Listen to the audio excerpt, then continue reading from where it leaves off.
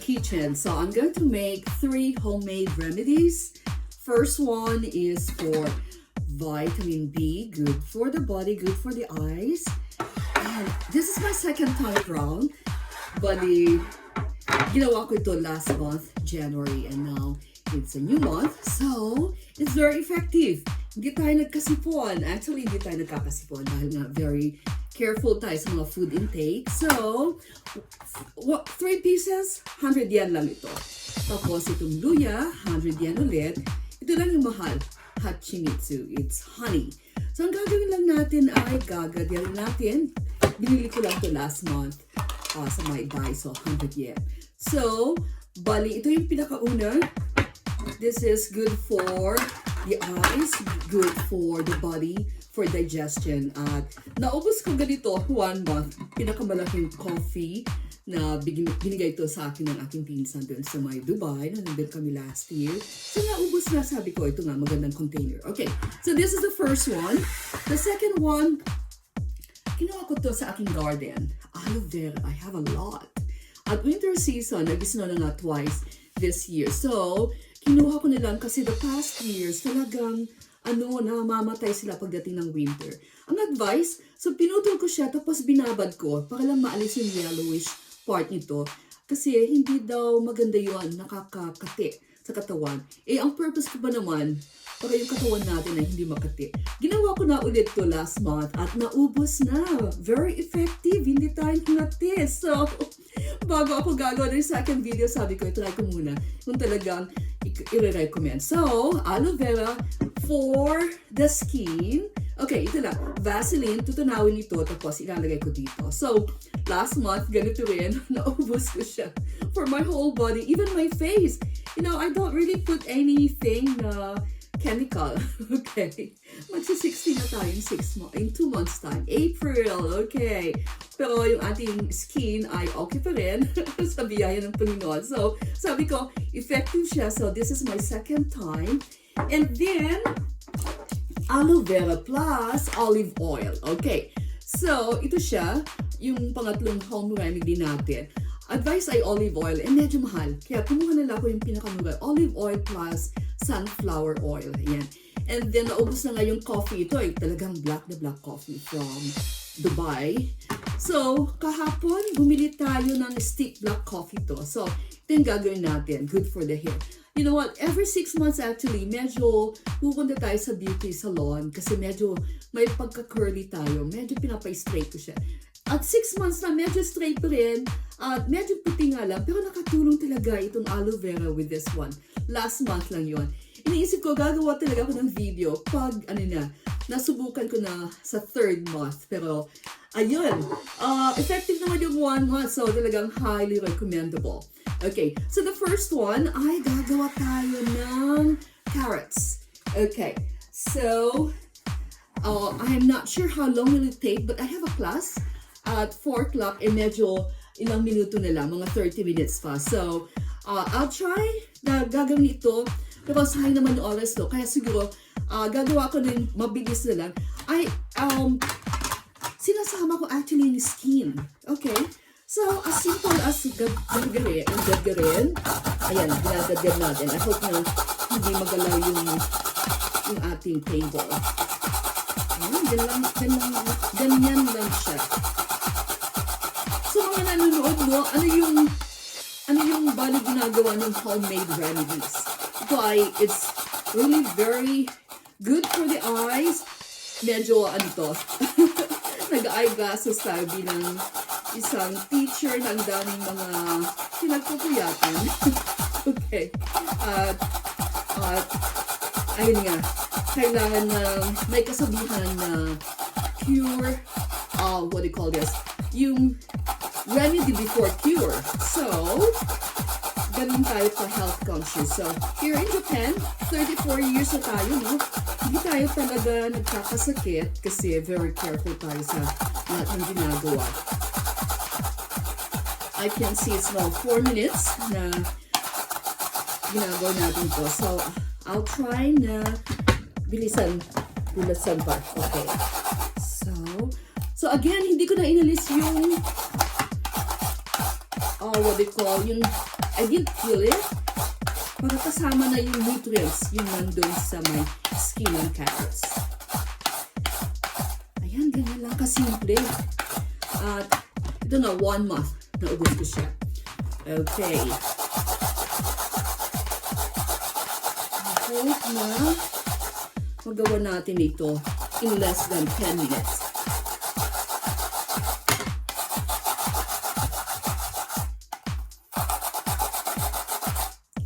Mas mabilis siguro pag gamitin ko yung table, pero pag maggadgad ako, magagalaw yung ating video. Okay, ready rin. Mas mabilis. Okay. Tapos, may luya tayo. Alisin lang natin yung skin niya konti. Hindi lahat. Para alternate naman. Okay, so nagagadgad tayo ng 3 carrots. 100 yen lang. Okay, this is now full. So, ilagay na natin sa may garapon. I've been doing this for... This is my second time at nagagadgad tayo ng 5 minutes na.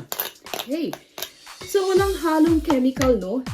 Yun ang purpose yan. Hindi tayo nag-take ng may chemical siya. I don't take any supplements. I don't take any medicine. At imagine that. That's my testimony. In my 34 years sa Japan, ay hindi tayo nagkakasakit. Kasi careful tayo ng food intake niya. At mahilig tayo ng mga fresh vegetables. And ang pinaka-number 1 sa akin ay carrots. Sabi ko nga sa mga students ko, para akong rabbit. Okay, so, meron tayong luya nito. Bali, inalis ko lang konti yung kanyang skin. And then, gagagawin natin din para, bali, ano sila, salitan. So, andito yung ating carrots.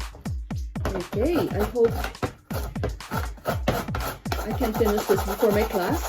Meron tayong klase ng 4 o'clock. So, I hope yung mga 3 remedies ay magawa natin in 30 minutes. So, I'm giving 1 remedy, 10 minutes. Okay. Kumusta po ang buhay natin? Ito ay Buhay Japan.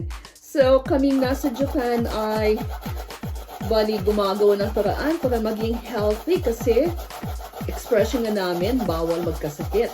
Mahal dito ang pamumuhay. Akala nyo lang, malaki yung sahod. Kaso mo, malaki rin ang bayaran namin. Kagaya itong aking rinirent ngayon. Nag-move ako last year, no? Imagine, bago ka mag-move, magbabayad ka ng deposit money times 6. So, reveal time. I'm actually paying 120,330 yen per month. Imagine, no? Yun ay bayad pa lang ng rent ng bahay. At ginagamit ko naman ito for classes, school. Yung may-ari nito ay 2 matandang Hapon. Tapos binili ng aking student na 77 years old. Magsi-77 actually. And nung pang 2 years ago, gusto niya na bilhin ko to. Kaso mo, wala tayong cash pambili. Ang mahal bumili ng property. Hindi naman ako maka-loan kasi single po tayo. Wala akong kamag-anak dito sa Japan. Dito kailangan talaga pag mag-loan ka, mayroon yung tinatawag na houshonin. Houshonin is guarantor. Eh, wala tayong ganoon. In fact, sa aking pag-rent mo, I have to pay an agency just for me to have yung houshonin. Mahal yun. So, I am paying rent, yung aking houshonin. And meron tayong company actually dito sa Japan, no? So, yung binigyan naman ako ng privilege kasi guarantee ko yung aking sariling company dito sa Japan. Ayun, imimix na natin yung ating luya. Ayan, yung luya natin. Okay. Tapos, lagyan na natin halfway ng hachimitsu. Okay, namimix na tayo. This is what we call honey. Okay. Talagang ano, yan, honey siya. Mas advisable yung homegrown or yung tinatawag na dito na sa Japan ginawa. Wow! Kung may narinig kayo mag-doorbell, yun ay mga students ko. Mag-ina sila. At sila ay in-introduce shokai ng mga old students ko. So, ganun tayo lumago, no? Shokai. Okay? Ipupour na natin. Half lang. Ayan, ganyan kabilis.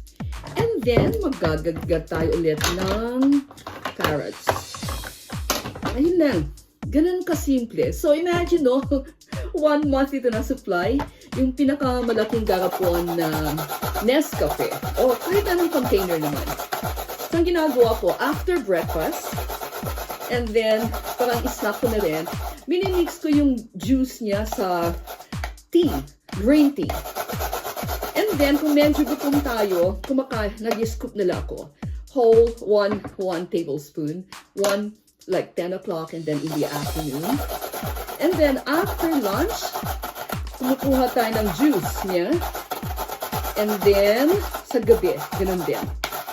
Tapos, kuminsan, sa dami ng iniisip, napapagutom tayo, gumagawa na ako ng, one scoop ulit. So, bihira tayong kumain ng, synthetic. may chemicals siya, no? Minsan kumakain ng mga fast food. Katabi ko lang McDonald's, 1 minute walk. Okay. Malapit lang ako sa train station. But as much as possible, yung processed food, hindi pwede sa akin yon. Wala naman yung health na issue na hindi pwede sa akin. Ayaw ko lang, kasi health conscious na, hindi tayo nagkakasakit. And did you know in Japan, meron sila yung tinatawag na Kyushoku. Dati akong ALT, no, Assistant Language Teacher. Bali, lahat ng mga kinakain namin ng lunch, homegrown siya, at bawal yung processed food like hot dog, o kaya yung mga frozen foods. Dapat yung mga fresh vegetables, at the same time, mga miso. Yung miso ay from the beans naman. Ayan.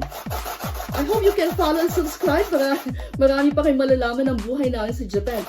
Sa biyaya ng Panginoon, single ako, pero nakapagtagal ng 34 years. At from cram school teacher, ang pasok ko sa Japan ay cram school teacher.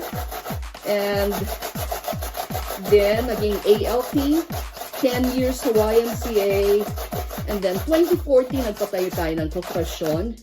Isang branch nito ay ang school. So, I have my own school in Japan. Okay.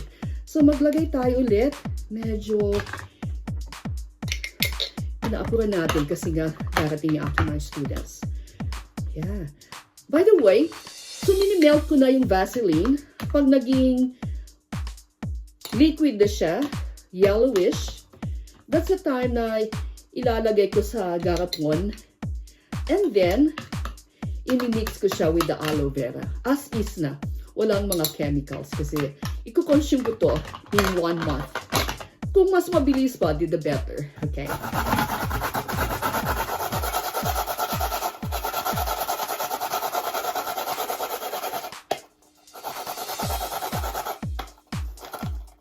Mag-suggest naman kayo kung ano yung maganda pang home remedy.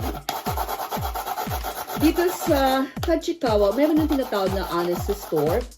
Punta ka lang sa may kanto, may mabibili kang mga fresh vegetables. May mga greenhouses kasi dito.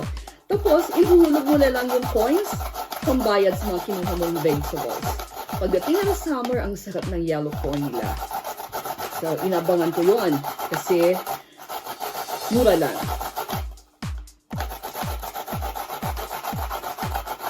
Kung updated kayo sa nangyayari sa Japan, so may election last Sunday at nanalo ang ruling party kung saan yung isang party doon ay Liberal Democratic Party na kinabibilangan ng female Prime Minister of Japan, the first ever na babae na Prime Minister in Japan. And tuwang-tuwa siya. But then, maraming pagbabago. lalong-lalo na para sa mga foreigners kasi umaabot na kami ng mga 3 million foreigners. And kanina, nalaman ko lang na in 2024, meron ng 300,000 Filipinos in Japan. So, parami mga foreigners dito sa Japan. At may mga political parties na ayaw nila. May mga sinasabi na Gai Kukujin Iranay. Hindi na daw kami kailangan dito sa Japan. Tignan natin. So, mag-implement ang bagong Prime Minister ng bagong patakaran related sa mga foreigners. Ayan. Medyo pinagpapawisan na. Naka-turtleneck tayo kasi ang lamig. Ang kanikatabi ko ay portable heater. Patayin na lang natin. Okay. Well, malapit na matapos. So, pag nag-ding-dong na, isot na natin. That means, dumating na yung mother and daughter class ko siya. So, I have a class from 4 o'clock. Inumpisan natin itong homemade remedy by about 3:15 na yun. So, I have like 45 minutes. That's it. My students are here. Okay. That's it. So, I hope you have learned something. Home remedy using carrots.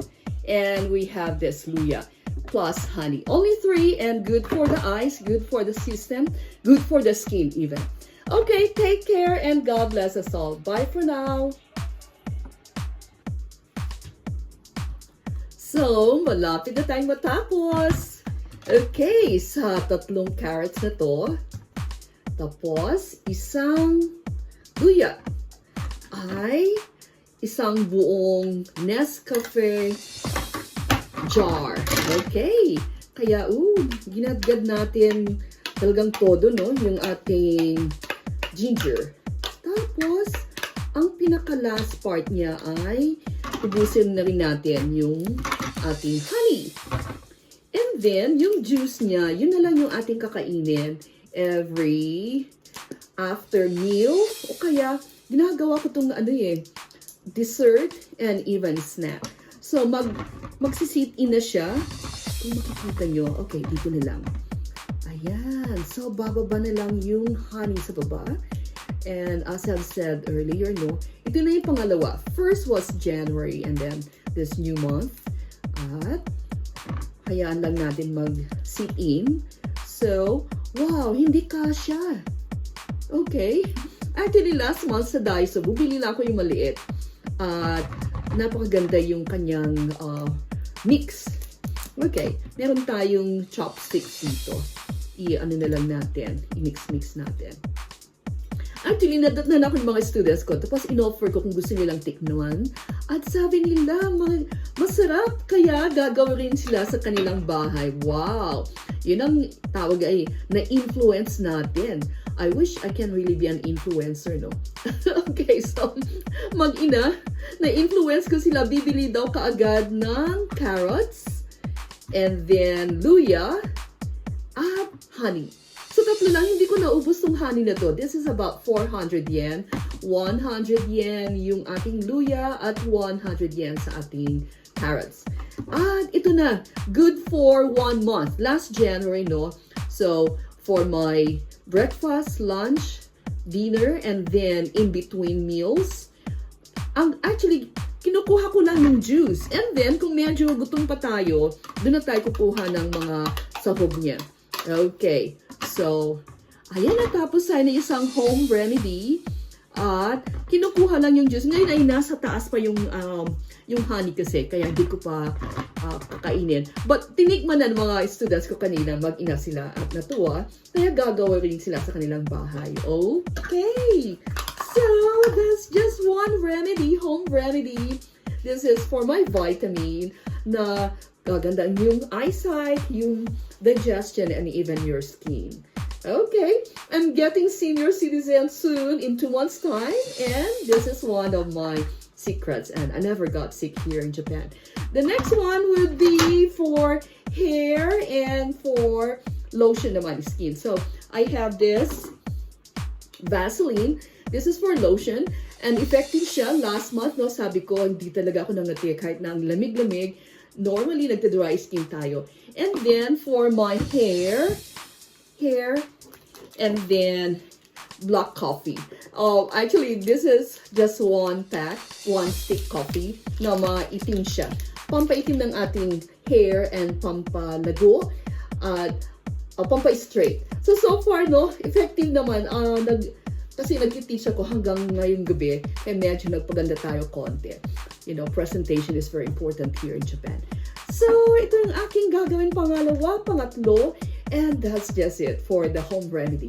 I hope I can finish yung ating gagawing aloe vera, no? But I have classes again. Hinihintay ko lang yung second class ko. Okay, take care and God bless us all. Bye for now. Tikman natin ang ating home remedy na carrot. So, ganito lang. You just take the juice. Ayan. So, good for... actually, meron pa. So, I take 1 tablespoon in the morning, another one after lunch, and then another one in the evening after dinner. And then, kung medyo gutom pa, kumakain nila ako ng the whole, yung may sahog siya. At ito ay yung carrot mismo, saka yung ginger. With honey. So, hindi natin naubos yung honey. Okay, let's try. Wow, medyo matapang yung ginger. But it's very good. Good for modulated voice. Okay. Good for radio announcing. I'm actually doing Bombo Radio and webinars. Okay, watch my other YouTube channel one is Filipina Edupreneur, the other one is Olive's Travel and Tours. You can see me doing a lot of spills. So I encourage you to follow and subscribe and even share. Okay, so this is one home remedy using carrots, honey, and ginger. Okay, bye for now.